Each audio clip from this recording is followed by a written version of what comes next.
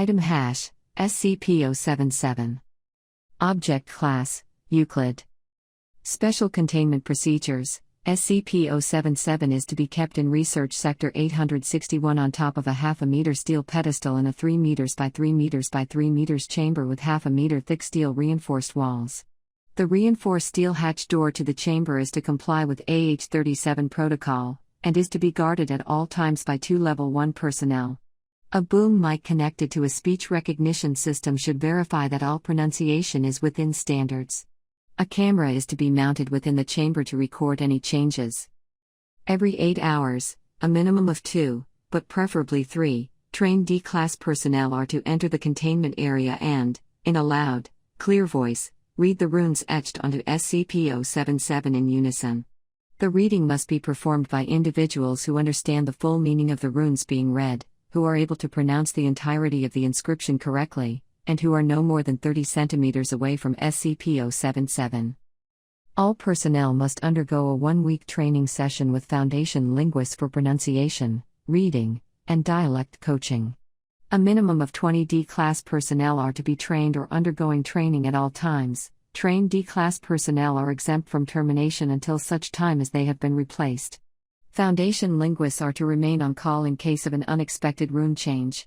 Every new set of runes is to be transcribed into phonetic English, and provided with literal and idiomatic translations as quickly as possible. See Documents 077 through for archived translations.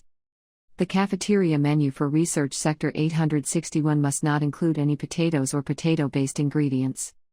Description: SCP-077 appears to be the top half of a human skull engraved with runes, each filled with an unidentified black resin.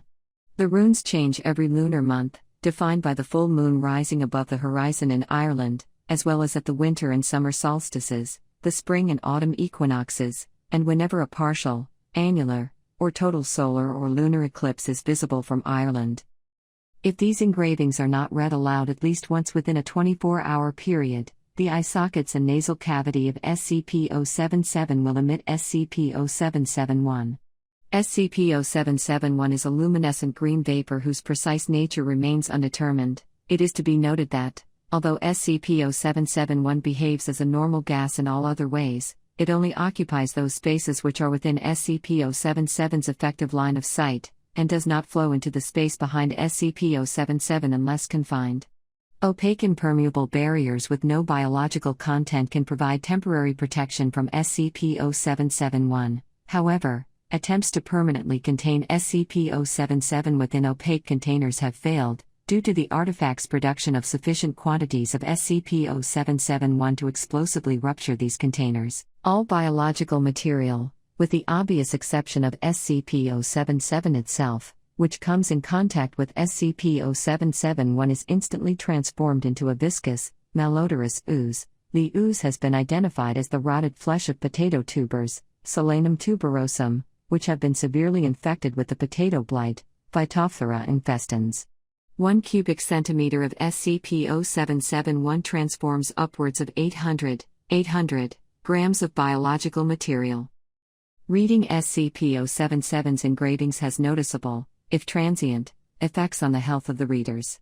These effects include nausea, cramps, headache, dizziness, incontinence, fever, skin rashes, nosebleeds, and fugue states. Effects intensify as the time between readings increases, and can become cumulative for individuals who read the engravings too many times consecutively and or too frequently. Readers have a 60% chance of developing an allergy to potatoes. Addendum 077-01. The artifact was recovered from in the village of Redacted, Ireland. Locals had built a shrine around the artifact, where upwards of Redacted participants would engage in a nightly ritual. Fragmentary historical documents, retrieved from the remnants of the village church, see Archive 077, 1576, and library, see Archive 077, 1582, indicate that the artifact existed as early as 1848, at which point in time it is described in highly positive terms, including protector and redacted.